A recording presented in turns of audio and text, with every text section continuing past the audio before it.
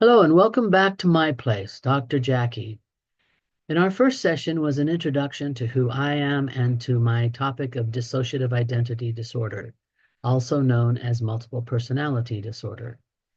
My journey from discovering and being diagnosed started 6 months. Well, my first memory came 6 months after I started therapy.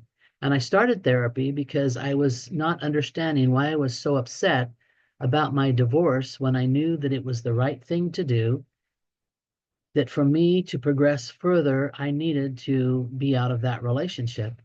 Now, as I look back on it, I realize that that was me grieving for the loss of all the things that that marriage was supposed to be for me. And so I was in therapy for 6 months when I got my first memory.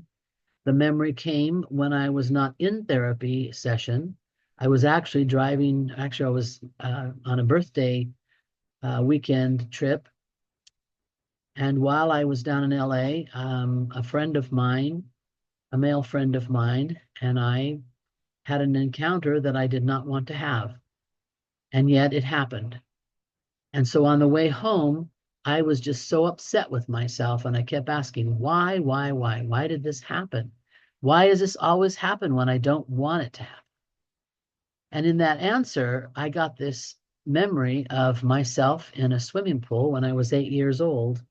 And a man had come over and offered to teach me how to swim, took me out to the deep end, and proceeded to molest me. I started screaming and kicking him, and he said that if I didn't stop, he would let me go. And he did. He let me go briefly so that I would be scared enough to stop. And eventually, and some of the memories to come after that, that particular memory was also connected to some of the cult memories that we'll talk about in the future. But anyway, so I was very upset and very just unknowing about what that was all about.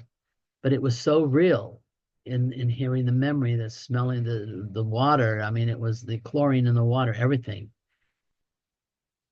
So that was 6 months after I started therapy. It was 2 years later, well, about a year and a half later, before I was actually diagnosed with DID. And that came after I had done a visualization. I was listening to a tape by John Bradshaw, and he was talking about the inner child and going home. And the visualization was to go someplace where you were about 5 or 6, 4, 5, 6 years old, and find yourself and basically bring you home. So the visualization goes, we found, I found this little girl. She was sitting in a box in the backyard in Hawaii, where we did live. And she was in that box, and I could smell the freshly cut mowed grass. I could kind of feel her of how, I don't know, relaxed and happy she was being all alone in that box, just laying there in the box. And so the visualization says to ask her if she wants to come with you and take her to your support group. So I went to her in the box and I put my hand out and I asked if she wanted to come with me. And she put her hand in mine, and the visualization said to say goodbye to your parents. They're on the porch, and then walk away from them with the little girl. The minute I touched her hand or she touched mine, I just started crying uncontrollably. I felt all of these emotions just pouring out of me that was a total surprise.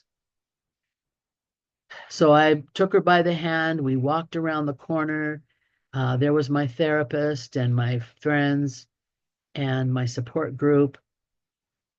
And so that was just so unreal to me.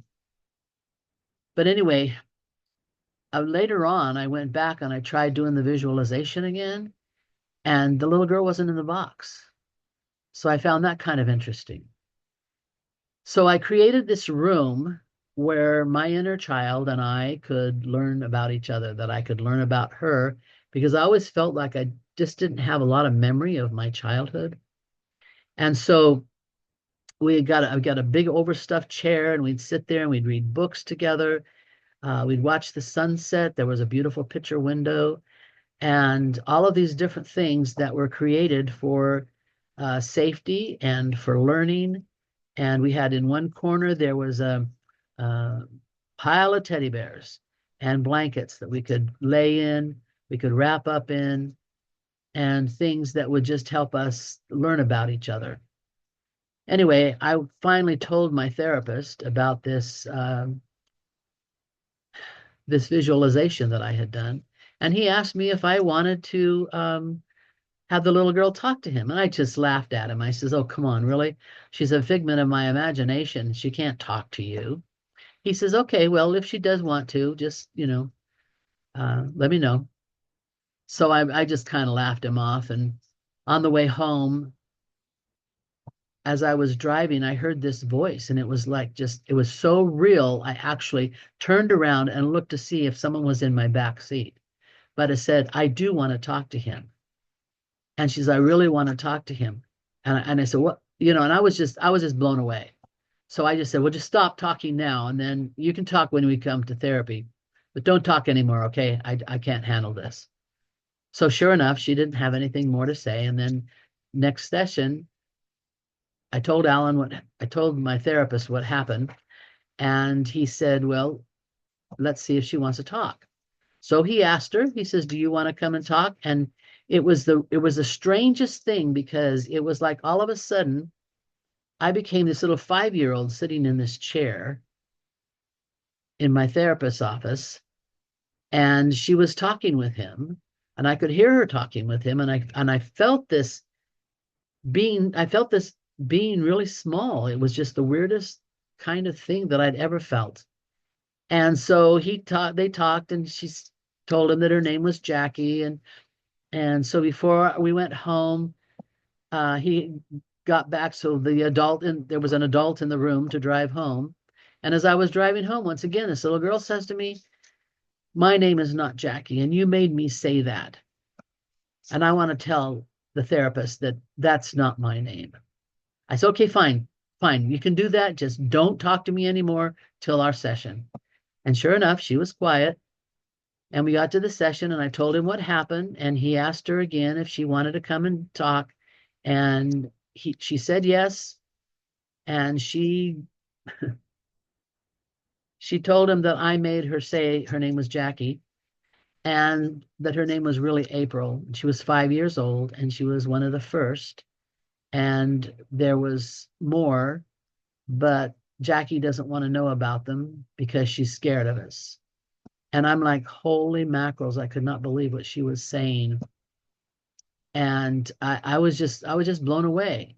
But then on the other hand, when I got my diagnosis of dissociative identity disorder, I was almost excited about it. I thought, well, that finally my life made sense. My craziness, my sometimes really being down and depressed, and sometimes just being absolutely elated, made sense to me now.